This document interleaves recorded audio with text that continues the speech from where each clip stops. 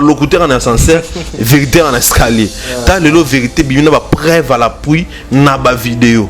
Au moutako wanga na monte. Donc ce qui est vrai et sûr, l'artiste Ferrigo là, à Betty concert, il y a Ophélie.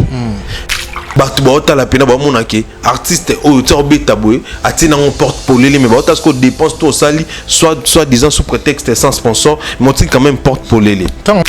To banana concert na yimo ya stade wana beta concert na stade ya royela biso kama plainte ba mbele nzimbo ke pipi Ophélie mona ki on fongoli porte Lucifer tout ça yet raye Lucifer na balobe raye et puis on comprend pas pourquoi ba bien Lucifer. OK. On comprend so talibé bien na ninga ba comporter même ce qui n'a pas bon. Et puis il faut que tu aies tel père, tel fils. On se comprend. Il y a bêta stade d'Ophélie, à tirer ma porte au fond. Moi, on n'a pas bêti stade d'Ophélie, à tirer ma porte au fond. Oui, la musique a commencé à compter. Ni n'y a pas en son à la bûche à Maloma. Ah, Namboura. Il y a un coup de communication. À légende, à Zaï Conte. Oui, en son à musicien normal. En plus, c'est le monde entier quoi. En plus, c'est le monde entier. Ah, non, comme moi, ma bé. Oui, Rabin, ça Rabin, monde entier. Abinisa yebsanga nzembo nini oya wera ezala sélectionné na BET Award na ba manifestation internationale pour mobe otaiki aza monde entier. Quand est-ce que Weranson azala nominé na ba na ba remise ya ba trophée international aza ba kora te wana zaki Afrique c'était pour l'Afrique. C'est normal. Ça fait rigola. Fait rigola. Monsieur Héritier Watanabe, Monsieur Fabregas. Na ba tuto bimisa muto promettre ka Héritier Watanabe. On t'a promettre qu'à Yohana. Oza oboti ban ebele mais bon tout bakuluna na miyibi. Et puis héritier a les kabaron. Ali héritier ya. Ali kabana. Ali ka wenge ebité. Wata. Abeta ka Bercy na yemoko. Je argument. Pour abeta Bercy ya yemoko. Les arguments oyebi. Koffi Olomide la légende la icône. Oui, la légende, la icône. Oui, Ranson la légende la icône. T. Jibem Piana. T.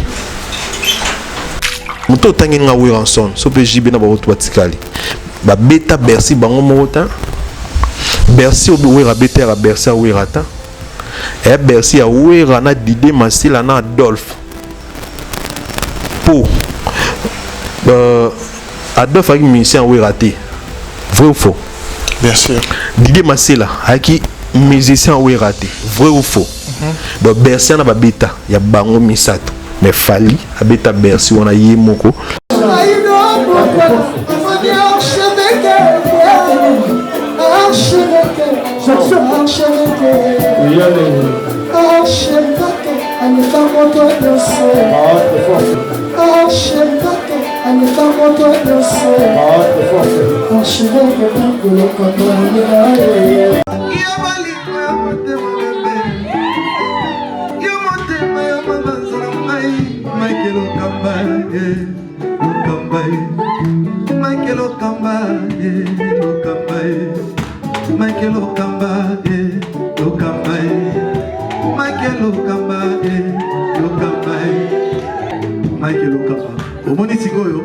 L'artiste, c'est l'improvisation.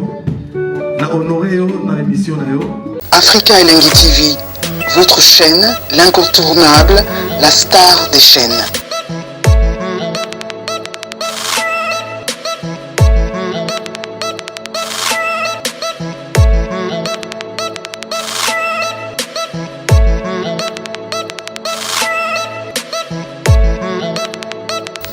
Africa Elengi TV, la magie de l'info.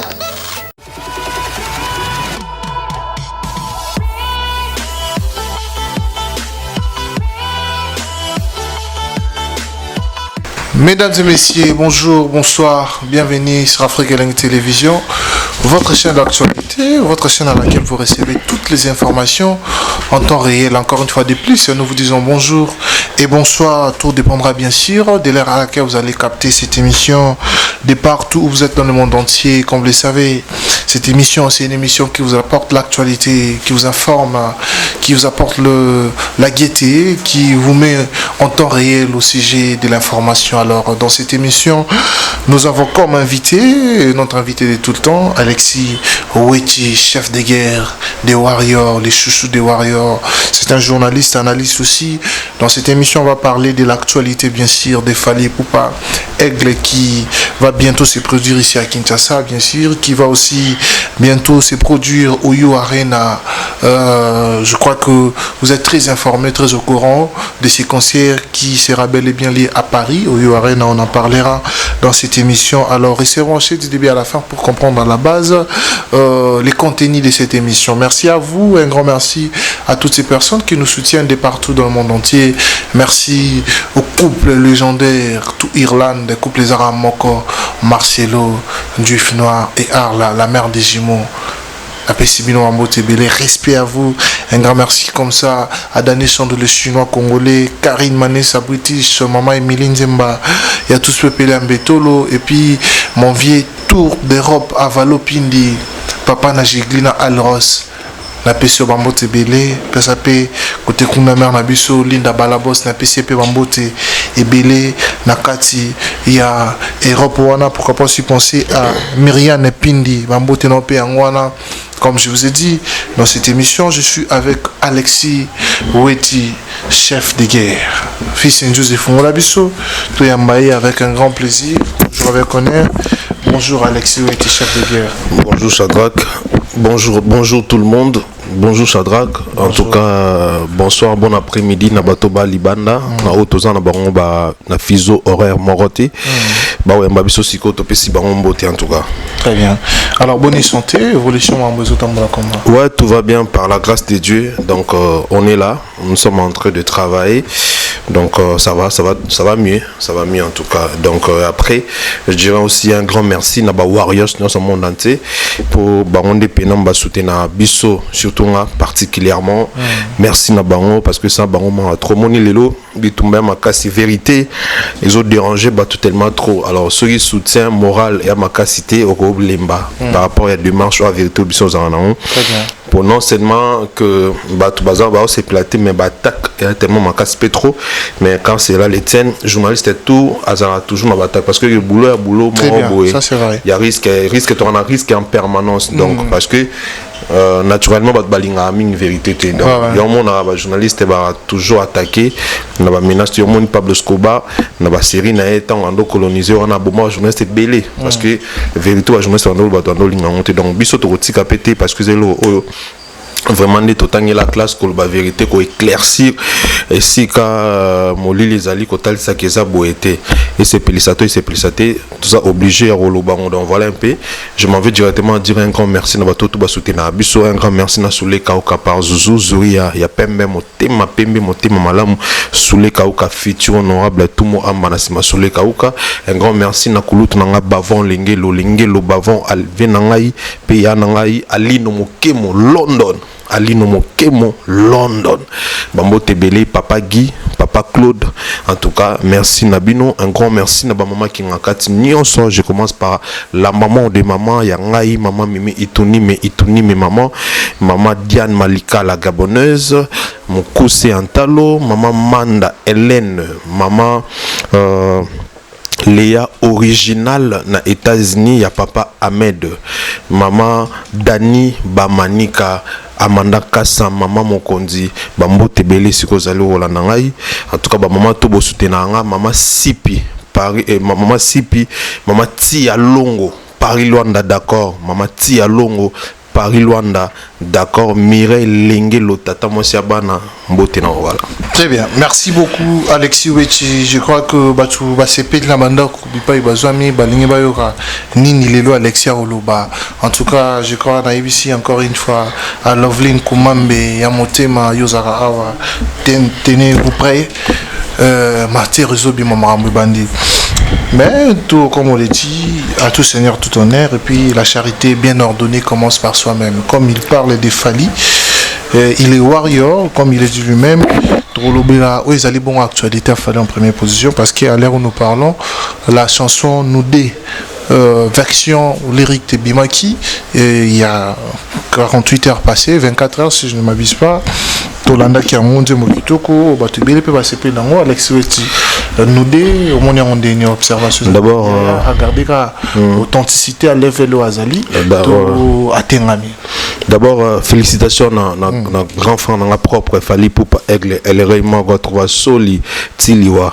Donc en tout cas félicitations à et belé parce que on ko sala ko maintenir level il y a ça là tout plaisir et ça facilité au début que y a des musiciens belé banda bien dans album non liboso y a mi balé bakatana et nous aujourd'hui ça fait du 7 ans et on a 7 albums avec single na nyonso to nango à chaque fois tu bimisanga bat bara décider et tu garderas toujours level ce qui est le cas pour la chanson nous deux en tout cas Shadrach pas pour autant na extrapoler ba mon nga topé na sala hyperbole non c'est ngala bat qui yo kanze mwana après maloba nga ba mon ki na raison OK nze mwana so yo kango faut qu'on en posa bala non ya liboso ya mi balé faut comprendre pena que faut au cas sous deuxième posa ya non c'est mobala mais mobala moto lingara po olubarani maloba o et la kata ntimbo wana na ibso ntimbo wana est tellement kitoko que laisse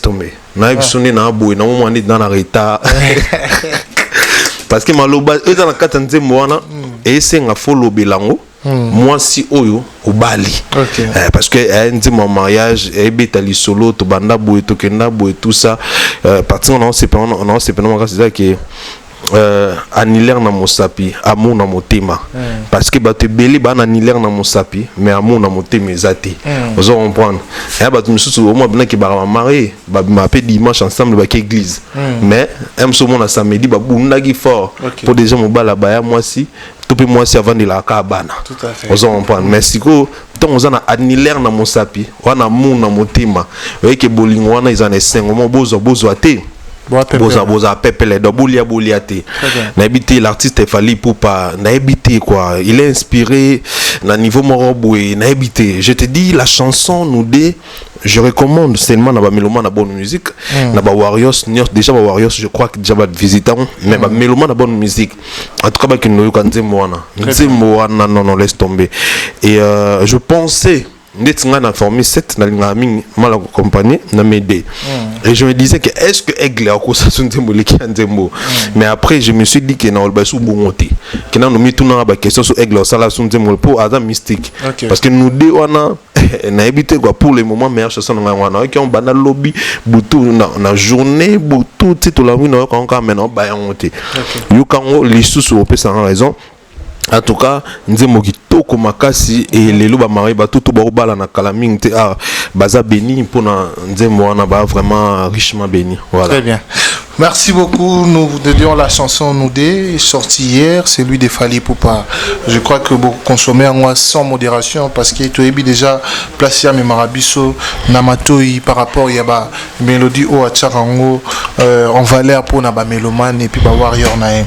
Alors on va parler de ce qu'avait dit l'artiste que juste après Massamba Débat, il va venir livrer un concert public pour les Formule 7. Donc c'est à dire que non on a PC public qui grand public Formule 7 alors il a dit qu'Arosa l'a entouré batté quand parce que tout le mois de juillet à l'air tout un mois de juillet déjà dans un mois quand même les sensibiliser moi promotion maté qui parce que concert public et c'est un peu promotion on a raison totalement raison donc stratégiquement tout ça c'est un bon no lobby mais robot ça n'a été avec la bêta concert à $500 sans publicité. On a VIP, il y a quand même $500 et puis il y a une capacité à 1000 personnes dans un black day. Mais en tout cas, c'est un lobby, il faut ça mabongo. L'artiste déjà faut baïba à émission il y a kulutu nanga papa mon pasou là, on appelle Simbote Sikaza, on a vu nanga nati lokole Chilumbu. Aloba qui que na août après cette mois na août alors beta ko livrer concert pour un grand public. Comme vous le savez, Azenaki n'a pas de concert Ming VIP. Il y a un concert, il y a $300, il y a $500 sur Formule 7 auto salaire débordement dans le solo. Après, public monsieur bané au Senga. Est-ce que Fally il y a pas moyen on bête la bus au boy compte tenu à temps na ba contrat na ba programme il y avait pas moyen de livrer maman concert mon public il y a mon agi tout Kenen en Brazza parce que déjà date on a déjà annoncé. Après le Brazza Robert a retourné Massamba débat que tu VIP. Après il y a un moni l'aigle a annoncé officiellement par lui-même que na août toi un concert. Seulement que jusqu'à là non bah PC plasté est-ce qu'on concert est à la main na bah jour calaming je crois dans une semaine tu reçois place ou dans une 10 jours tu reçois place est-ce qu'on concert est à là et puis tu reçois pour tout le bélan mais batubai bakeza ndolote ndio baokanisa na ndolo na ndolote déjà ça fake ils ont encore ba fiche salameng nango na ndingi nango et nango ndolote parce que moni l'artiste Fally Ipupa ne fait pas les choses pour peut-être que c'est plus simple tout le monde pour ça la kaka pour l'autre ça tout pour nous prouver biso to abonté biso to za ba lakisi Fally za molakisi aza guide aza précurseur et puis à quoi qu'il n'a atteint un niveau qui n'a ça la makamon pour battre ça pour déjà battre au côté ça route ça battre na difficulté et puis à ça la makamouté pour na battre à ça la pour naïe na pour na fanatique naïe donc nous bientôt tu rebeta concert en août mais tous une en plasté jusque là et un dolo te so pesant dolo tu regardes pour tout le mais je crois pas qu'ils ont dolo et ça placement au calamité bon non sont baling peut-être à moi surprise quoi eglet alingamon ba innovation faut l'eau moi si qu'il soit peut-être au bêta na bat nous plus ba bêta et ça là bien pour la musique à Congo donc voilà. Très bien, très important. Merci beaucoup Alexis Wechi. Toya payé préparation, il y a un concert à You Arena parce que tout le monde a les panneaux publicitaires dans les rues de Paris.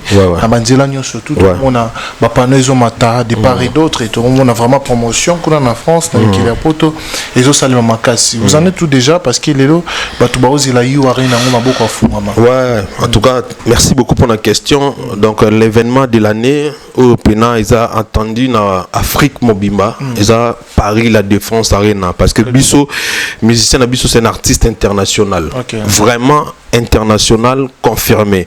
Et événement Bisso Paris la Défense Arena, Mokili Mobimba na Mitso Baza, Miso Suyango, donc le 25 novembre, on a prévenu Momoni comment est-ce que affiche déjà partout dans Paris, comment est-ce que fallait les poster, comment est-ce que même dans le quartier riche, et c'est quand on affiche, il y a Aigle et Zarana.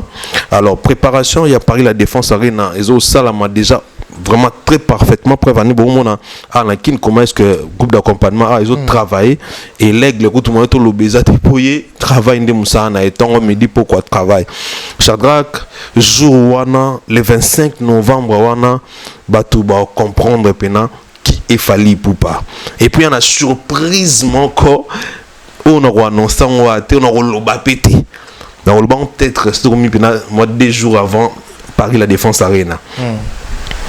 Et au moins dans le que dans le musicien congolais en général bassa la musique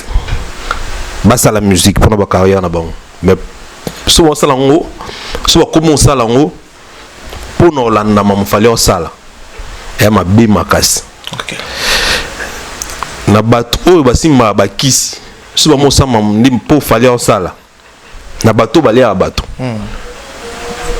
ce moment fonctionner il fallait fonctionner le quoi fallait ça n'inga pena sala cette fois-ci rolia maman pour les mois d'indéco to peut 3 ndeko batikali to pour les bandeko misus la comprendre plus dans le sens que Fally maman sala est un naturel de 1 et puis à grand nini fort et puis ça normal et logique pourquoi on a vu bon parce que après Paris la Défense Arena bombo zoyana natali sigo nandi batu msuba olba kino oye nyoso ya sali biso peto sala biso peto zong sabu biso to sabu yango tininga na zonga na revenir na conseil na pesa bango babeta musique pour na bango pour na ba fanatique na bango et selon nde bazaleli soba mo beta musique olanda o fallait sala biso peto sala on yona bina bato basimba akisi o misala olia bato pour na musique cette fois-ci olia maman pour être cher pour yende peut-être même sur ça là qui au salon mais au comment pekate olia maman olia mwana olia pem subande komi balo ka train on topé misato donc l'artiste Fally Ipupa après Paris la Défense Arena surprise amener les sous ma casse déjà na bato ba ola nanga na melement na bonne musique na Warriors so sont maintenant billetté que au son babillet déjà parce que babillet est mouké babillet est mouké makasi tu as déjà plus de 85% babillet tu as 15% il y a billet batba ke basomba basa na procurer babillet parce que jour wana na kata parler la défense bon yo ka surprise moi ez la jour wana. Très bien. Oh, nous bon linga na boyo kon joue. Atubaso Aigle. Am tu mususu Joana aza élu de Dieu. Aza guide. Ezatanae. Bakanga mutema. Bakanga mitema. Très bien. Choix ezate. C'est son temps papa. Merci beaucoup. Alexis.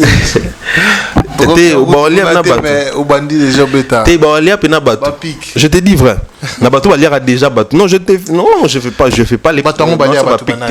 Te bateau balia battu na ebité na ebandé. Bato ebika ke na musique na biso. Yana bato musu balia battu poto ka pene tout monde avant kufa. Andol bakinga ni sina kufa boye. Na kufa pour na concert mo boye ebita makala mingi te. Te oto yorana. On comprend. Ezakaye. Te ngana ebité mais to yokaka. On comprend. On peut lila. On a penati na okende boy. Il paraît que c'était Gigo là. Il paraît que tu na yeko. Yo bi Gigo là te. Et bi voix na été. Et ba voix na été. Na bi voix Gigo là. Casse. Et ça guide. Ne par rapport à mon lobby. Le lobby que non il paraît que Gigo là m'tando loba. Guide. Merci beaucoup. On avance dans cette émission. Nous sommes tout le monde peut dans concert sur tout le monde nganga pena banine. Après tout confirmer ah c'est que mon solo bato baloba. Très bien. Awa siko to longoli na po ki Warriors. Tu es ce qu'on a pour analyste. So analyste aussi quand la monde dans tendance à Warriors. Siko monde et bi manet na tendance à Warriors n'est pas beaucoup plus et qui n'a avantage à Aigle. Pour Aigle l'équipe parce que tout nous analyse quoi. Alexis l'album a formé 7 album net par exemple tu gagner l'équipe ils sont story qui formé 7 tant on formé 7 l'équipe ba pour na Warrior. Oh, est logique. Si on fait na cause moi na cause c'était y a un net ba journaliste me souste. Ba on a pose ça soit disant ba comme au milieu du village. Ba mon cause ça na ma msusu. Bah mon cause c'est la musicien musulman quand pour se payer la musicien musus. OK. Bah mon musus da bongoté pour se payer sa musicien musus pour na bango il y a un même là que ça bango ba comme au milieu du village. Oh au milieu du village j'ai raté que non fond de cause c'est la musus pour amono qui n'est pas comme mutunae. Et le vandania tikala la vérité bah doit comprendre que on a la vérité. Donc voilà. Merci beaucoup Alexis Wechibik Station. Encore une fois à Loveline Kumambe ya motema na pesio bambote ebele place au la biso bientôt na oyambela mutu na osenga ya débat na oyamba to seka ensemble le roi oba to seka. Alors tout ça toujours en Alexis Wechinabi et Olanda pe Alexis Wechi chef de guerre to longo lié na po ya ki Warriors to commissaire sur analyste place bato ebele pe ba ebi et puis ba sepela la capacité ya réflexion. Alors Alexis Wetu, tout en étant journaliste aussi analyste, tout ça on analyse par rapport à l'événement où est les cas parce que nous sommes de la presse et comme nous sommes de la presse nous sommes libres de s'exprimer, liberté d'expression. Ils ont joué rôle dans le service autour concert de Fali Poupa. Tout cela qui en haut, tout bêta qui en masse les belés, héritier Watana beto solo lango.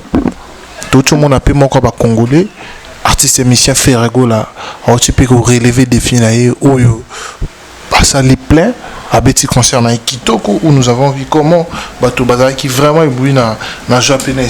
Alors quelles sont les analyses que vous apportez au concert des Ferrago là qui s'est joué dernièrement au SDM Stade des Martyrs? D'abord félicitations à l'artiste Ferrago là. La ligne a du courage à Stade de Martyr. Félicitations à elle parce que ça lit bien pour la 5e génération. L'artiste Fali Poupa à l'oba qui ont déjà après on a beta stade oyo ba master na misu ba beta et puis si on a retourné ba misu ba retourner bien que ce n'est pas le cas pour notre artiste Ferrago. Lui il n'a pas retourné mais il a quand même joué le stade. En tout cas non il n'a pas retourné retourné stade à oui quand on a expliqué donc félicitations à elle d'abord Nandinge Pena à Salil mot d'ordre au épée Samaki et pas Aigle Fali Poupa parce que mon l'artiste Fali Poupa Shadrach la génération bisoto bengi Lumumba de sa génération, netra na bengi Thomas Sankara et Kwame Nkrumah de sa génération. Dazo souffrir car parce que à ligne que génération et ça la paix maman minene. Oyo bato baleka liboso na bango bata 4e génération, bata ba wengi wana bata nini wana ba nimsusu. Ba olingate que bato 4 bata 5e génération ba sa mamo bango ba osala. Je te dis que même héritier Watanabe ti a osa ko beta stade wana ba vielu wana ba sepela na bango te. Vous comprenez? Ba vielu ba leka liboso wana bata 4e génération ba sepela te. Bah c'est pilaté, mais le fait que bah on a haine envers Fally Ipupa, le fait que bah l'inga falité, yon bah qui sous prétexte n'a n'inga soutien à vérité Watanabe. Le tomoniango, bah on tout bah son de l'hérité, bah qui côté mususu. Vous en comprendre. Yon mon azo bah une génération toi, bah toi na bah ignorant, na bah utiliser, bah ignorant na bah utiliser bah pour combattre guide na bango za Fally Ipupa parce que va remarquer que 4e génération remarquer que muto sala que 5e génération va accomplir ba mama minene ba sa ba réalisation minene muto pesa ba force muto fond la ba horizon za Fally parce que stade de martyr on a biso te ba ki ba beta monter et ay minene qui passe pour muto beta. Alors l'artiste Fally payer à l'axe mukili qui est trop beta on pe a Betty héritier à Betty et puis le lot faire à Betty. Félicitations à l'artiste Ferrego là na analyse na ngai ba quoi avec moi belé na concert wana que mamba bien déjà ba biso que ba teka ba billet ça ba billet VIP na oyo ya public mais bizarrement na concert tout moni esika VIP za quitté tout moni ka nyonso ka public et déjà wana et ils ont là ça clairement que les solo balai biso ba billet VIP ils ont le lokuta et qui mensonge aucun billet mon côté et traité comme il y a VIP de 1 de 2 ils ont que Netingai étant que chroniqueur de la musique ça fait honte les lots musique en beaucoup on a biso ningomo kende comment est-ce que rolinga osa la dépense et belé bongo et belé makasi bongo pour na yoki ke même instrument musus offert ego la Betty a sombi en yemoko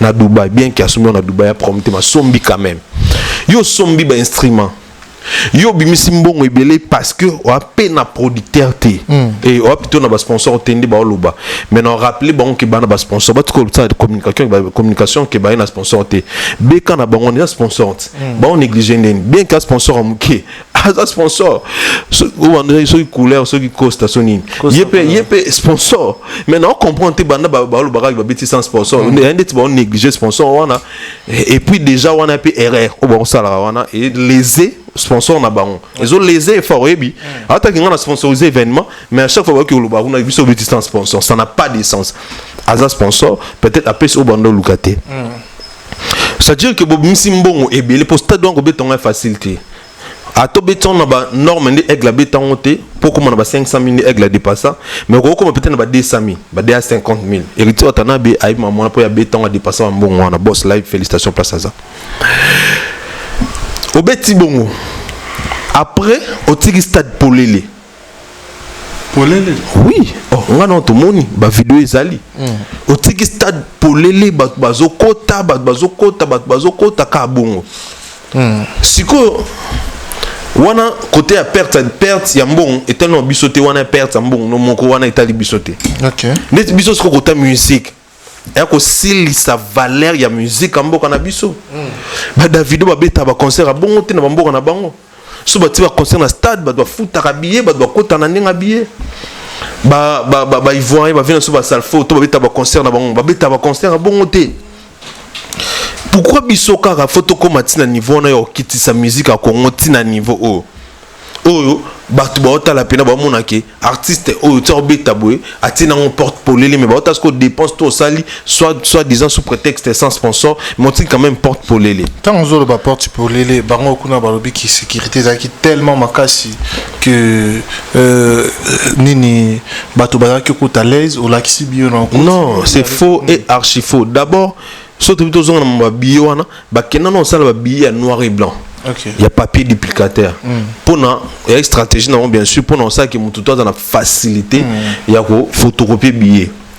De 2, sautali na ba image wana eza pena ki on na porte pene fongwa mboyeko bato bazokota bakota mbango bakima mbango eza bien te pour la musique en mboka ba musicien batiko lesta musique so so alière le ko kina mongo na ye robeta ndeni rosani no sala événement bon après ozonge obeta on peut to lo kina sala événement munene oyo dépenser bon ebele oyo zongi cité parce que so do tuna bango 5% na bango ba pesi gouvernement za combien ba lobate ndizena o afali ozo comprendre et concert moi vraiment très gratos.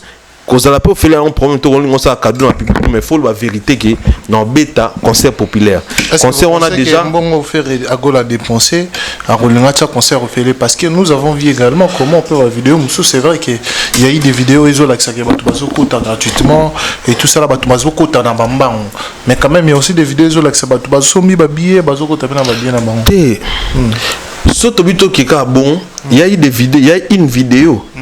Où il est le confirmé Batupena qui fait la bêtise concert populaire. Comment est-ce que chargé à communication n'a l'aura tendance à arriver là-bas. Voilà. Azoye Bissa, mon condi à la police, bateau bazaki censé au la sécurité wana que beau font là-bas porte bakota on a poussé à débordement. Wana Laurent tendance en lobanon. Et puis la souka yemoko mon content obi que non c'est ça la politique trotique à bakota tito comme herman bo libanda muto zalate c'est ça la politique. On s'en comprend. Dans mot d'ordre ezalaki déjà prépare Laurent tendance. Dans mot d'ordre tout avant l'ompo tant bon artiste à la donc ezalaki stratégie na bango basalaki na artiste na bureau na équipe nae que il faut aussi qu'à porte pour les on s'en comprend. Donc quand on a coutu nzamba bolingo vérité ba locuteur en ascenseur vérité en escalier ta le vérité bimina ba preuve à l'appui na ba vidéo au mutako wanga na monter. Donc ce qui est vrai et sûr l'artiste Ferigo là a bêti concert il y a Ophélie et malheureusement et Tony pété on s'en comprend na ba kwak pour na ba critique na kata concert wana wanto sino na ninga libando to côté Ophélie na kata concert et là on a pu sepeli lisusu tezani ba mama ya mapa ba koti concert wana na bambeli ta niveau ya risque oyo ba risque na kati wana parce que ba mama to ba oteka ba mapa na ba tsa mwa mwana ba fungula mapa na mbeli et puis ba yenango na place o ba ba lwa ki ya place à VIP nga moni pina mesa na bassin à lipa non VIP ya fait manote kalipa mo lipa na mwamba ozomona lipa na mwamba rate ba na fait ndote ka ba shimbok na ba mkimbiolo na ba kitamata na ba makasu wana VIP on comprend na VIP ya fait au soit disant ba teki billet $100 au munisiko ke mama azui lipa azui mbeli afongoli ate mwamba mama na azui lipa ne do ba mbeli age belé wana do soki mobule bimaki wana on allait avoir les morts na kati wana place ngo batupe ba oloba bino bolinga ki bo souhaiter ba mort ezala te biso to souhaiter bongo te non wana za ku bongo te biso to moni ba mama nyoko ba mama ni tout ça to moni comment est-ce que ba eti wana et de deux l'artiste a mbina ba orgamo na kamwe ezayini mtoimba boy laisse tomber yo la nyote bon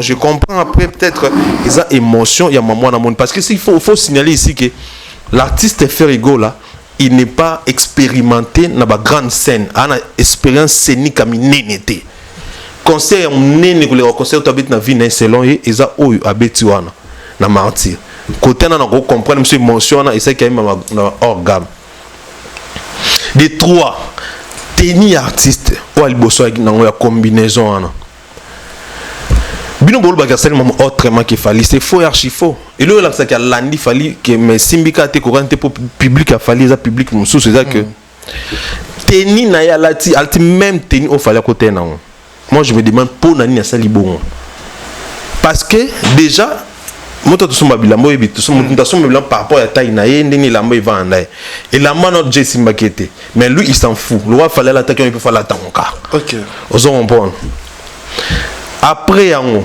aza otoboka biso to moni senga ne to boka moni photo tete wana ya faux ya fante bon OK tout ya fan mais ko za tana desengete ala ton ya to boka bongo tie style et génie non été est-ce qu'il y a deux trois techniques pas qu'on changer puis fallait tara senga na to boka bon pour tout ba te ya fan aux on prend et des 4 instruments avec qui toroté.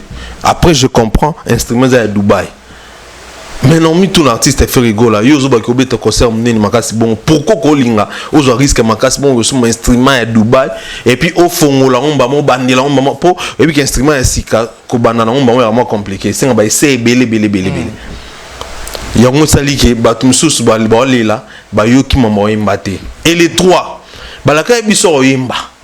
Mais par la grande surprise tout le monde l'artiste fait rigola koyembo la kaibiso a yembi on taseka 2 heures du temps quoi pour de makita ke et puis banzembo a yembi mingi banzembo batu banzembo kala ba Nairobi ba wendo ba nini ba indépendance cha banini mais banzembo a yembo a yembi te ce concert wana et qui kosa ezaki interprétation et qui concert ba maman milliardaire concert banzembo kala to ba concert ya fait rigola parce que kuna to moni fait rigola te to ya place ba gola ba kangi bino asali plein koleka ba warrior donc c'est à dire que Ferré asali plein koleka fali auto mon na misu selon les gaulois yosko za warrior na habité expression là au bandit c'est faux et archi faux déjà Mikolo appelle si comment concerné Donu biso Donu ezalat Donu papa Donu abet concert à Donu comment biso Donu ezalat biso sala serge oh mais biso peut pelouse à plein zalat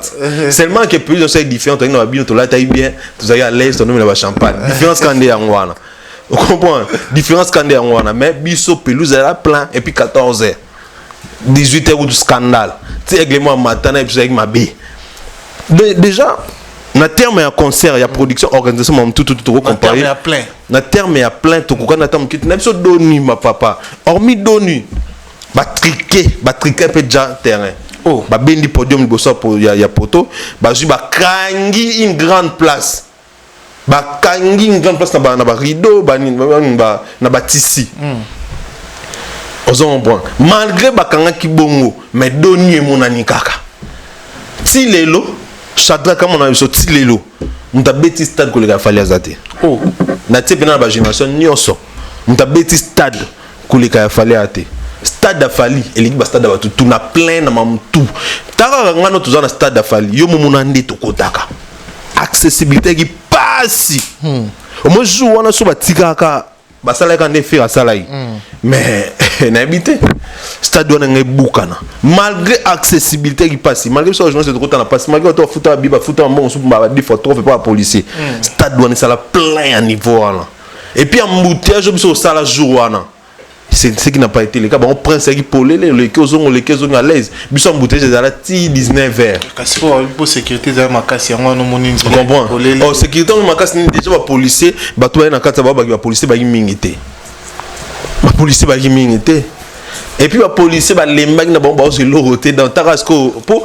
mon public ba différent public aigle moi là moi nine moi chic moi glam parce que public aigle wana policier ba Moussa ba fouter ba mo papa tika yo mon en concert aigle policier là policier là qui fallait sentinga papa mukolo moi mobali abike fali a senté pour ani à côté si chicontro oh bon a robino wa kizenga yemo parce que public il y a fait rigolo là-bas public moi yo moyebika na ba basi na on a ba moi ja moi le chocho ya raté so qui ne moi le chocho au 6 kg fort et puis après sur le chocho ndeni t'as ba très fort pour les c'était one analyste alors comment buka t'es on a vérité oh parce qu'on a il y a logique na toute une question tu peux question de réponse ça na il y a classe public aigle na public ya fait rigola ya na niliki na ningi ya classe na level te na tunika même na bato wala na biso même na ba image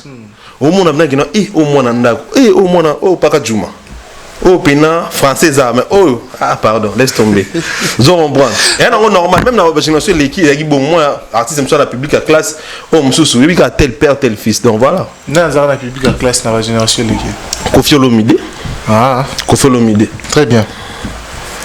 Comment vous ajustez la comparaison entre concert de Ferry Fali, parce que les lots comparé sur les pleins, sur les designs, sur les VIP, sur les airs des saveurs, les musiques à Kitoko et tout ça là. Comment vous ajustez la comparaison entre ces deux concerts? D'ailleurs, vous avez une comparaison parce que sinon vous faites une comparaison. Fallait un camarade à faire fallait l'équipe faire de tout. En tout cas, on est à bon batouabi. Fallait l'équipe faire de tout. On a bien de tout. Faire en la qualité mentale qu'il fallait. Non, ça la comparaison n'a été. Nous tu expliquer à biso bêta concert tu m'as associé bat bahim bat balela. Fallait banda concert on a du début jusqu'à la fin na banze monae. À ce qu'on manze mamutu mususu te pas se payer ça déjà de un côté de baleur de saveur en zoloba. Na VIP biso mona VIP na sont des aki champagne et milama tout ça baleur ba mila chic et glam tout ça. VIP na bon monde comment est-ce que bana makasu bana mundongo tout ça ba bande conseil mabete. Différence c'est en fait to ko comparer bangote. Fali dépasse Ferré de loin et de très loin. Déjà qu'on comparer l'artiste Fali il peut pendant Ferré la musique est une impolitesse musicale parce que Aigle a réalisé déjà faut mériter ba respect belé zone marocaine en haute place batoualo baki l'artiste Ferrigo là il a bien préparé son événement tant qu'on t'a cotisé mon belé na streaming alors notre monde même ba journaliste M. Balobi qui fallait avait promis les streaming il a pas fait ça et tout ça je sais pas où il avait promis parce qu'il y a une conférence même la émission moi je n'ai pas entendu parler de ça mais tout le monde ba journaliste c'est même M. Balobi qui fait à streamer à ça lui concernait bien il était vraiment prêt pour les concerts et tout ça là machin mais à côté simplement l'icône d'Arota streaming fait nani ba journaliste sans le Franck Stema déjà dans un qui déjà c'est faux archi faux Franck Stema n'habite plus bon au point n'habite il comprend net parce que dans conférence de presse au fallait le ba qui ma streaming té azala n'habite et si lui bon dans mozole kelanga yo comme ça ça bon au point est-ce que la vie sur lingo changer position ce qui tu t'estimes que on a mon mutaka musus ou soit sur lingo comme mutu ya mutu faut no kosi la mutu musuma kambu pour okuma mutu na musus ce qui est malheureux en wana. Okay. Après vous qui boit journaliste professionnel qui boit journaliste solo journaliste à solo à cause sarat seul nous comme on peut-être osaki avant au milieu du village au milieu du village la moindre de choses à faire et les mieux à faire ils auront que garder ka droiture comme yamba tutu comme soit li comme ndenge ezaleli mais tant yo comme lingo on kosi la mutu musuma kam o ya lobate po yo se pelisa bato o se pelisa peut-être l'autre pour un second mot pour ça émission peut-être naïe mais après faut moins intégrité pour monter ça là kanisa taba bon moment kanisa taba oh mutona sala pona o kanisa ta moi bola moko o mutona sala pona avant au massacrer pour non se pelisa mutu musus très bien osons en prendre donc moi je dirais déjà streaming on a biso de cas jamais kolaka public n'aime ce streaming fallait pour le bayon déjà abi batuba sokola ba ya stade streaming ezalate batuba to beta concert na stade streaming wana ezalate et puis ezalate biso to lo bango te to promettant ote et je ne sais pas droit à image à streaming était quand même pas nani pour nani qui nous sommes entre biso streaming wana ezalate prévenir na poto mutu monter à l'andama concert wana na ndinga streaming c'est faux et archi faux et l'autre l'artiste ce qui a préféré ezalana streaming concert à faire et concert a fallu bâtir quand on a streaming non jamais et puis fallait alinga monate alobang clairement que concert a streamé OK et ce qui l'artiste fait rigolo là il a qui non alinga qui a streamé côté monsieur ça bon il y a problème té on alinga ça bon ça non pas site et ça que olinga et salami et bon il y a un coup tout organiser concert ba stratégie côté ça bon parce que côté on a beau ba salle au félé et tout ça là machin maintenant ce qui a côté simbon côté wana ngako no le beza bien pour esungae par rapport à dépenses ça mais ce qu'on prend nous on ba tiroler sa musique alors qu'il y a musique indé isolé ça non il y a une musique LCT dans mon stade on a streaming musique LCT c'est l'une des choses dans streaming c'est l'une des choses oyo et salami pour en fait normalement quand on est à teki banze monina ndinga teki exclusivité dans streaming wana et ça bien posons c'est le mbongo il y a mambo dépense à sali On comprend. Posons c'est bon. Mais na concert à stade où tout le monde le sait que bah salaire on a bon à matolo, na bon na bangomoko tout ça. Donc et ça qu'on laisse ça déjà musique. C'est le plazo kangabino, place wana, c'est la zo kangabino. Bundisier, botindi batunabino, ba peksa ba sponsor bayate et tout ça là, mais nzamba confondre bino là. C'est le Roland arrêté, c'est le Roland arrêté. Moi musala mukolo bongo la nipoani. C'est le aluba pour se peler sa ferry. C'est le mon sala et pas ferry. C'est le à comment moi na musala ferry gola. Sala non, lui c'est à commenter à comment ko sala kuna oh. Yo ndeni soto ba camarade. So na le kana ba bien non. Yo be fo le ko lo ba yanga. Ndeni nga fona lo ba ka yo na lo ba ka yo lo ba ata moko te yanga. O monte que non on est comme il travaille. Il travaille chez Ferregola. À ça, la rôle, il a porté parole. On comprend. Et c'est tout à fait normal à inviter leader, tout le patron. On s'en prend. Bisso, Fali Poupa n'a pas le temps. Il y a côté dans mon voilà. Non. Il n'a pas le temps là. Eh, papa. Maman, bello, fallait ça dans mon wana. Belé. Ouais, m'lait, tu vois, qu'après, c'est Zoya. Donc, à tika maman, là, tout prend le tin d'abord, au contraire, carré. Non. Très bien. Voilà. Et puis après, bon, ça fallait influence à ma casse. Bon, il fallait vraiment imposer la société, bah, puis ça me sponsoring. Donc, mon danger, société qui n'a bénéficié visibilité dans la donc pour fallait à l'obinatika, au monter dans ce sens. Très bien. Ah, toi, il y a place soyo, toi, il y a un placement pour faire battre belé. Basé là qui base en réaction, non, surtout abonné à Bissau Afrique et la télévision sur la classification de toutes les stades joués ici à Kinshasa, plus précisément au stade des Martyrs. Oui, Ranson, le roi de la forêt, à l'objet stade d'Aliboso, et ça la plein, na bas stade du tout et bêta, il y a mis balé, il y a papa chéri, il y a mis Satou, il y a Ferregola, ainsi de suite. Na évité les lots. Par rapport à dire naïe parce que tu es bien télélo fallait pas bêta stade Yamaka soit ça là à côté de banal Kofiolo mide pareil Papa Wemba pareil qui cancer est mené à pareil le quoi journaliste analyste aussi chercheur va dire Yahweh Ranson nous trouvons comment parce que Lelo a commis si faire la troisième position na bas stade où ça la plein collé ka stade nyon surtout après hier ce qu'on fait dans la troisième position. D'abord un point de vue je le respecte. Okay. Mais s'il faut la vérité tant que journaliste, je dis c'est faux et archi faux. OK. To banana concerne na yimo ya stade wana. Beta concerne stade ya roye la biso kama plainte. Ba mbele nzimbo ke pipi o fele o mona ki on fongoli porte Lucifer tout ça. Yet eraye, Lucifer na balobe eraye. Et puis on comprend pourquoi ba bien Lucifer. OK. On comprend. So tali pe bien na ninga ba comporter même sur aucun na pe bon. So tali porte na o fongola yoka. Porte où il y a fongo, porte stade na yo lubana. Stade où a fongola ba porte. Stade où a fongola la porte et puis stade où bétamana ba bouchon, on a 3 bouchons prémices au côté stade. À quoi on bête la bouchon tout le qui on est les premiers. Bateau faut bête tout le stade qui a fait les premiers, bateau oyo, ba foot ça bon na porte. De un an. Et puis il faut que tu aies tel père, tel fils. On se comprend. Il y a bêta stade d'Ophélie, à tika ba porte au fond. Moi, n'a pas bêti stade d'Ophélie, à tika ba porte au fond. Et puis, vena bisoana, à osa la paix classification, ta ke kinan. Il y a zanani, na ma musique à Congo oyo. Il y a zanani, nini oya sala, na musique à Congo oyo, pour les lois, no sala ba classification. Mais après, on est italien, on a aussi, on a pas considérant pour italien. Non, tel sera que, on a droit à notre sala. Dans la musique à Congo, on a ni danger. On a danger dans la musique à Congo. On s'en comprend. Mais ça icône, s'il faut le dire. Ça icône, quand est-ce que vous avez un petit icône? Oui, ça icône. Vous avez une icône par rapport à quoi? La musique à Congo. Ça icône. Oui, la musique à Congo, ça icône.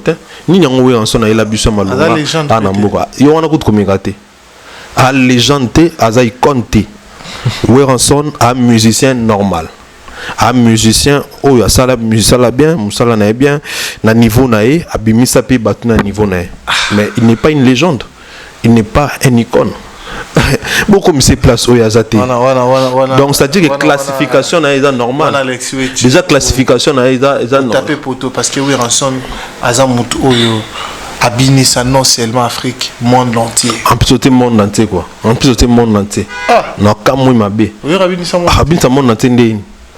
Abinisa yebsanga nzembo nini oya wera ezala sélectionné na BT Award na ba manifestation internationale pour mbe otaiki aza monde entier quand est-ce que Weranson a nominé na ba manifeste na ba remise ya ba trophée international on est en Afrique c'était pour l'Afrique ba courant ba tout bazon est-ce que ba les marquer pour les autres bazon courant est-ce que bino qui va les marquer bazon courant donc ils allaient aggraver il faut pas payer à l'époque où musique la biso zaki industrie musicale la biso zaki en horizonté au lieu tous aller ti lelo industrie musicale la biso raté to en industrie te ti lelo mais fallait ça ba merveille donc Weranson aza ikonté aza pe légende aza musicien normal ça fait rigola monsieur héritier Watanabe monsieur Fabregas na batuto bimisa muto promettre ka héritier Watanabe muto promettre ka yewana oza oboti bane belé mais bon tout bakuluna na miyibi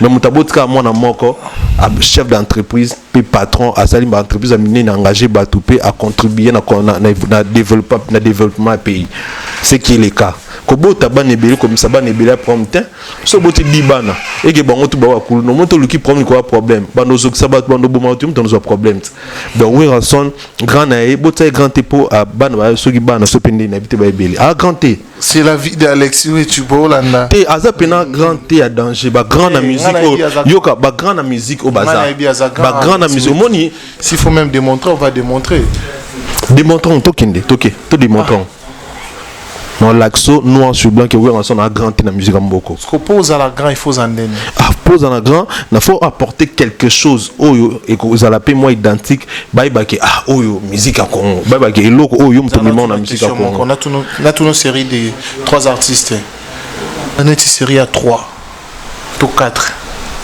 Koffi Olomide la légende la icône oui la légende la icône Weranson la légende la icône té Jubin Piana té Fally Ipupa légende icône confirmée fait rigola yutu mekate yepenande donc na ebité sikoyo qu'est-ce qui fait ce que Koffi a la légende icône Weranson na Jubin Piana base à la légende icône. Merci beaucoup to yena on a ba trophée bon netinga netingai oh le bien nani nani artiste musona ve nani Koffi Olomide na pesa ba argument était pour na linga nga olobelete OK na linga penza olobelete batune balika ba prouver qu'il est jeune icône mais na yebi ki aza légende icône OK Fally Ipupa légende icône ya musique ya mboka oyo yoka siko légende na icône arandeni Fally Ipupa premier artiste congolais abeta Bercy il y a 20 000 places yemoko azuba musicien na Kinshasa ki abetango yemoko mtabetango par contre muto tangi nga Weranson so pe jibe na ba rotu batikali ba beta Bercy bango mota Bercy obwera beta Bercy werata et Bercy a wera na Didé Masila na Adolphe pour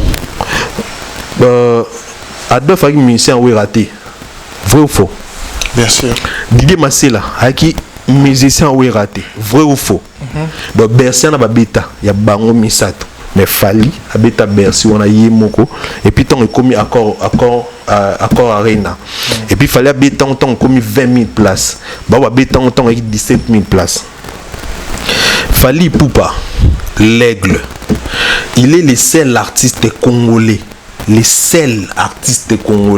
international Oyazala invité plusieurs fois Oyazala nominé plutôt plusieurs fois na remise il y a ba trophée ya BT Award le seul artiste congolais Fally Ipupa il est le seul artiste congolais au memel biso disque d'or certifié autozoité pendant 60 ans. Fally Ipupa aigle a memel biso disque de platine autozoité na mboka na biso. Fally Ipupa mtasali révolution ya musique mboka o ya olakisa batu que au monde ngeza boye.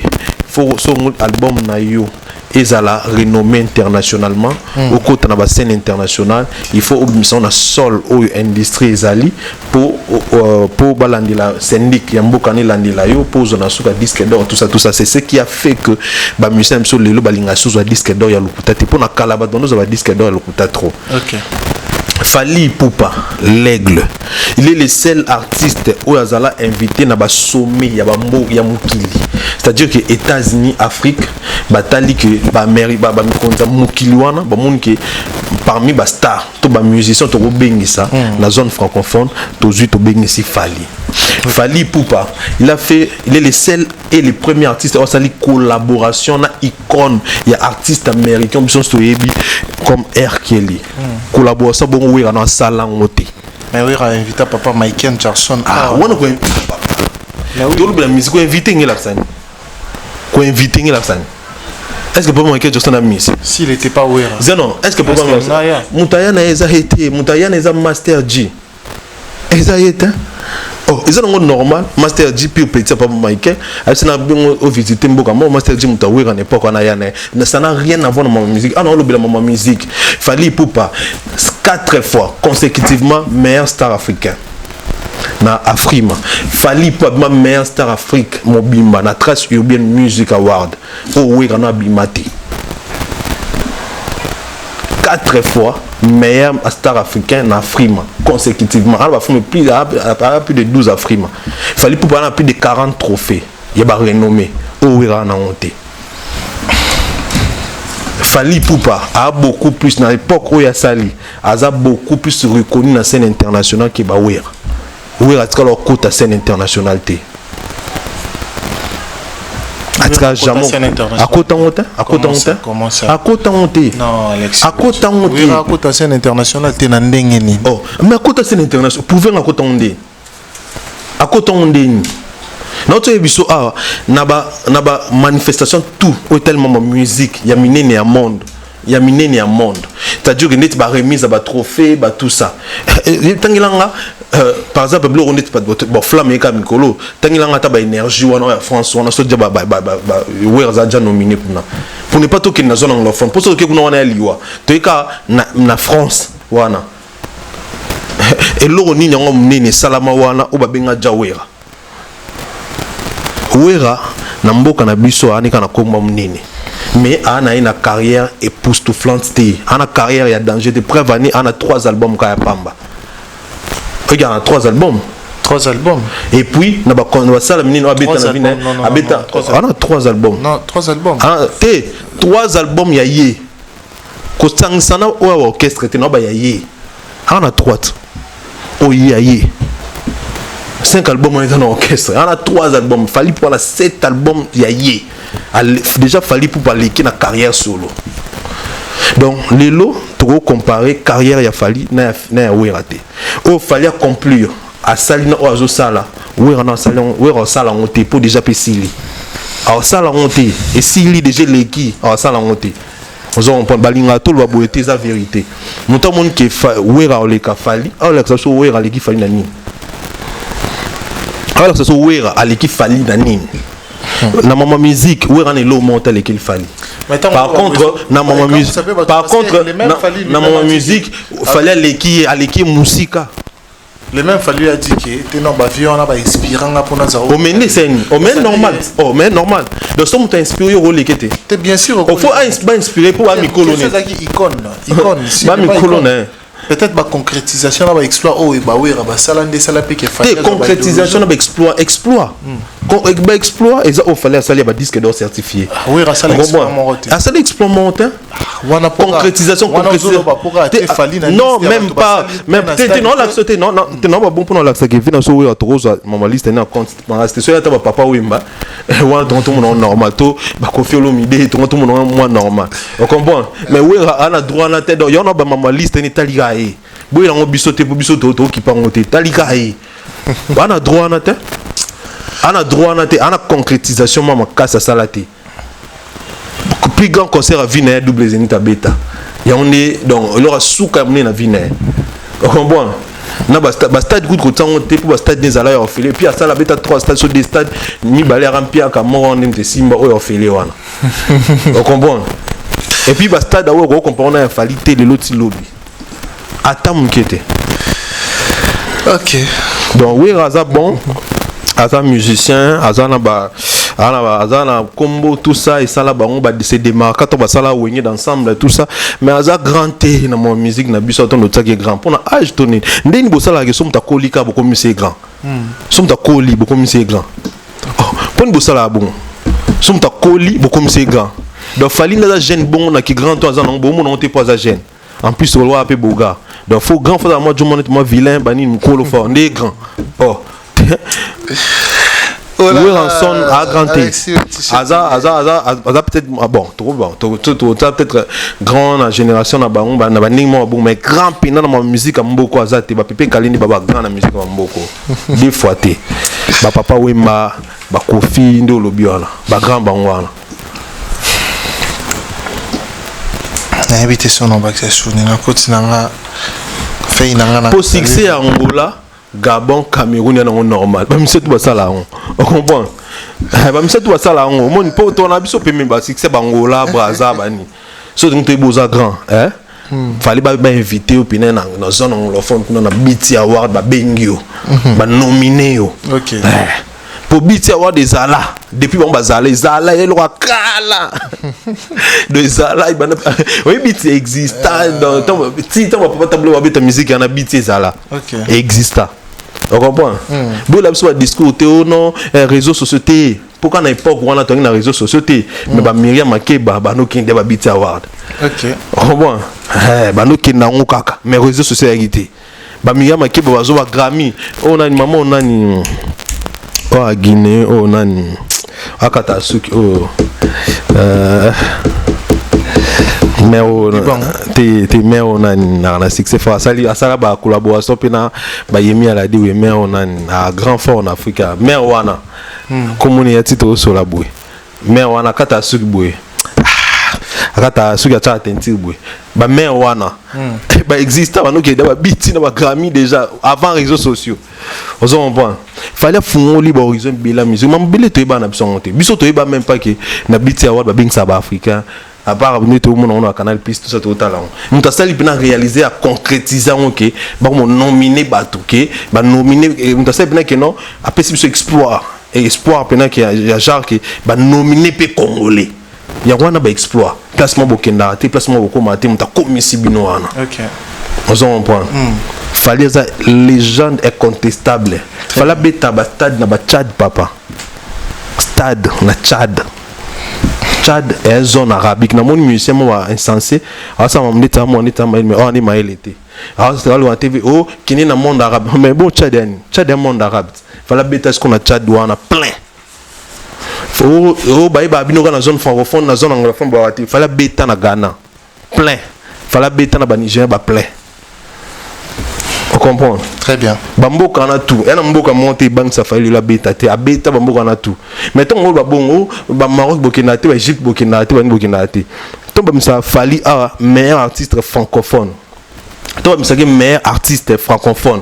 Ba sang ça ba Maroc on a on peut na kata. Non la musicien quoi habiter. Ayebake Maroc est un pays francophone. Ayebake Algérie, Tunisie est un pays francophone. Son Mboka na musicien qui fallait azati. On comprend. Toi, ça a fallu meilleur artiste francophone pendant 4 ans en Hollande. Donc, nous avons beaucoup de temps en 4. Très bien. Et zone arabe. Alexis est chef de guerre. Je crois que Batou Balandio est belé lelo par rapport à l'intervention. Batou va tenir yo regarder, tu fais que de prendre ton artiste. C'est une photo ça peine réaliste. Ah non, ça peine que réaliste. On trouve ça n'importe qui. Parce que de part et d'autre, c'est pas noté. Oh Monique. Ntawenge wana. Oh Monique na kosi. Aya vandia, on a vandia ton sola siko. Baib sabiso elo nini o weraza grand koleka aigle. Très bien. Pour y avoir audace, il y a ça liste à ta aigle. Il y a aux audace wana te, faut respect à la quand même. T'es bon on est faut respect à la ninga bien. Bon wana na ye, après on a bi liste on to prendre en compte pour y ta salon. Donc ce qui nango na ninga normal bo les impolitesse musicale. Muntu oyo a concrétiser. Yo a tenabita manqué, yo ka muntu oyo a concrétiser mama minene ko leka na ma musique bo sala. Muntu na carrière ko leka pour wera fali na carrière ko leka wera. comprends aleki wera na carrière c'est comme aleki na carrière na ndenge parce que carrière était non bani belité carrière ça que album ba trophée ba concert ba nini on comprend on a carrière on comprend oh mais non ali comme on était wana ba ki voit autisme mais les angatina tiko surtout bank ça sont mes angatina là ah ouais y a ba argument on comprend il y a un argument au lac sabiso qui est fali pour yo aux audaces yo pour ton dima liste non sali pour ton dima non liste non sali il y a un lac sabiso qui a danger na bonne ton dima liste sali. Merci beaucoup Alexis Wechito Ravio Maloba Tombo Kelikolo. Merci vraiment, c'est la fin de cette émission je crois. Ah et mon auteur wengana mo bimba fala l'équipe bango. Ah mais oui oh pour wera les gars na moi rien de ça wera l'équipe wenge bon wanokel kolo makasi o maleki bango tout kolo ba bongo o na lubi bongo wenge mobimba fala l'équipe bango te o mais si qu'on ndeni ton bombo za na n te mama bien envers fali bino bomo na boto bati bomo na normal fali o yemo lo ba zenon ba vie na nga wenge ba vie wana kasi mabende yango wana ngam to memi poto wa poli poto respecta bango ba vie wana l'artiste fali et poupa carrière ni mobimba Alexandre a respecté bango mais bango par contre ba bongo la ba transformer fali comme ennemi na bango na likamo fallait sala bango te so tout ni bango fallait sala bino nini ba ko loba te pesate au monde va faire non ba loba o orgueil on ya nini so mutami kumisi na aigle on a orgueil bino boko boza na droit ya loba o tout bino boza donc yi ana droit ta loba kaza aigle car ba warriors ngamba memi yango wana il fallait quoi les ki wenge mobimba na ma musique nyonso ya musique à l'équipe bango ah o maliki bango boye bité. Moi je suis contre ça te nani soit l'équipe fallait na wenge notre dia wera to bike na l'action net wera na l'action qu'il fallait l'équipe déjà parce que à part wera nani so tcha mesdames et messieurs c'est la fin de cette émission Blaise Boula yoga Blaise Boula te fallait l'équipe te Adolphe fallait l'équipe JB fallait l'équipe ah oh mais ça bon boye bité so mon encore ça bimisa ba argument là ça ba qui fait la musique to quatre émission pardon to quatre o tchana nani aimé boire fallait les qui alors bien o tcha sunan et kokota fallait les qui pesa ba dédicace aussi Marie Paul vient abiso pesa ba mbote sika za pire vie yeku tout que maman pour y parler ngam maman wenya na te to bimisa maman elle nga blue wana te Vous évitez qu'il fallait l'équipe. Yon denyo éviter qu'il fallait l'équipe. Pesa bambote to ça. Pesa bambote ça. Oui que ma pesa qui na mboko comme ça de background.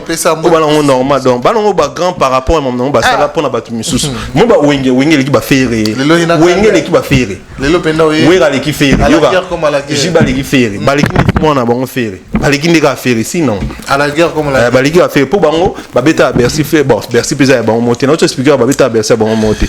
Faire la beta Bercy te ba l'équipe ndeka ferré banane. Et puis héritier en les cabarons. Allez héritier rien. Ah les cabarons.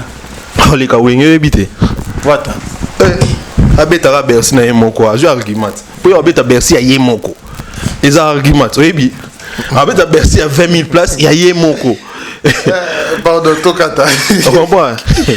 Merci beaucoup. C'est vraiment la fin de cette émission. Très ravi de vous avoir surnommé en train de regarder cette émission dans vos smartphones, dans vos télévisions. Je crois que ça reste un honneur de partager la joie, la communication, l'information entre vous et nous. C'est toujours une histoire d'amour et c'est toujours une histoire, bien sûr, de l'actualité, de la gaieté. Et nous avons eu aujourd'hui dans ce plateau Alexis Wechito, chef de guerre. On va chiter avec lui, chef de guerre. Je crois que Bato Balandio et Belé Lelo, tout le monde est vraiment qui est qui à la guerre comme à la guerre. Non, même pas. Bolingo Izala, Bato Batko, il n'a fallu pour rien. J'adore que ça fait mal. Il y a un monde qui a salabine le côté, bon maltraitaraï, bon inaki, on t'a respectable, nos vies n'aiment bimba. Bon, là que ça haine aux yeux de tout le monde qui bolinga été. Et puis plus grave, bon, on ne sait pas battre. Ok. On se comprend. Et on va exploiter tout au fallait ça là. La grandeur tout fallait ça là. Il a passé toute sa vie et on respecté bango. Ok. T'as le bas qui va inspirer. On comprend. Ok. Mais bango na retourne à bango et ils allaient cater. Biso peut toi battre l'inga fallait la populaire. A populaire ça blague té. D'accord. Les na Congo mutaleki fallait na popularité azate.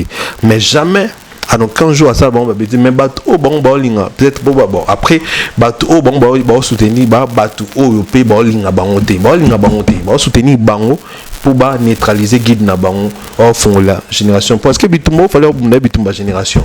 OK. Mais bi que fallait au so de tiki ça li sabano makambo biso salate et ça la que génération et les kabiso. Très bien. Balinga mona to mona banka ba grand prêtre. Mais bon ça un peu moins proprement et ça bien. Les arbres la vérité, tu es la guerre morte, tu oublies ma musique. Mais début jusqu'à la fin, on a parlé que de la musique. Ton côté vie privé, là on m'a tout tu oublies qu'à musique. Oh, c'est pélaté, à eux pour sur les contrats de la musique. Très bien. Non. Merci beaucoup Alexis Wechi. Là on va passer aux dédicaces. La dédicace na eza dédié par Banani. Mbote na bateau tout balandi biso, ba balinga Alexis Wechi. Na pesi mbote donc voilà. On appelle na pesi mbote na vient na yo moko et puis rapper vient na la kemingi l'honorable Soulé Kaoka Zouria Bifaté. Na pesi pe en mbote belé. Tout bien. Chadar to beta tout pas zouzou. Danger. Soit pesi biso encore. Danger. Au monde comment est-ce qu'il est bon. Très bien. Non, de là on m'appelle honorable tout mo amba. Toza simana yo. Et puis toza wana simana yo. Et puis kota commune kin kuna to na fiston coloqué. Elisa Patero.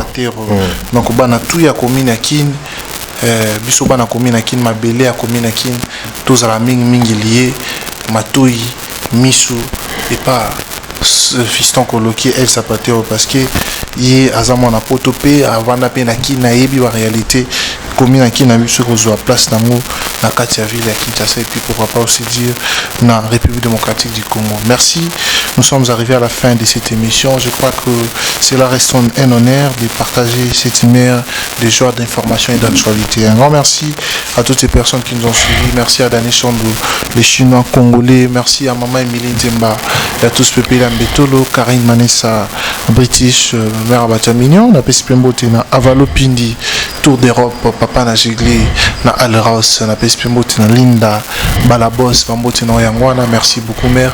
Linda, Balabos, na Pesio Bambote, Yonde, au Salma, en maison à Kitoko, na Pespembote, Yamingi, au couple légendaire Marcelo, Duf Noir et Arla, la mère des jumeaux, tout Irlande, Moutoua l'équipe azate, couple l'équipe ils étaient boire à Moko. La segna bande coutu ya diaspora ya Irlande ce bolingi bo umela na mabala bo qui n'est pas Marcelo Duf Noir na Arla la mère jumeau de la mère des jumeaux pour vous appeler Pepele puis Oscar Marie tous les millionnaires en kilote na Pesio Pambo TV Loflin Komambe et à Motema Pambo Teno Yangwana. C'était Alexis Wechi, chef de guerre, notre invité, et je crois que aussi Dieu nous prête encore vie par sa grâce. On va se retrouver très prochainement. Bye bye.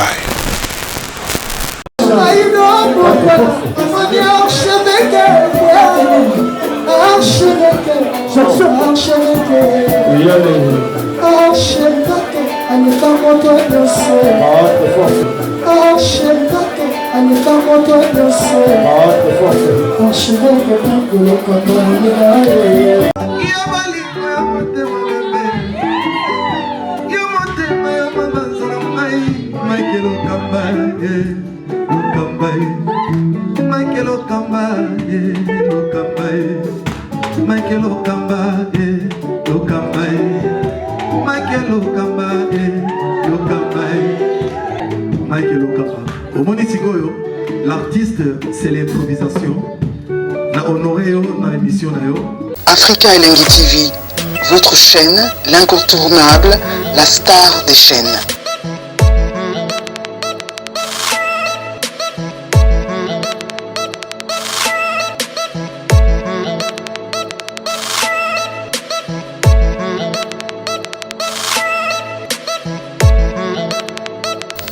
Africa Elengi TV, la magie de l'info.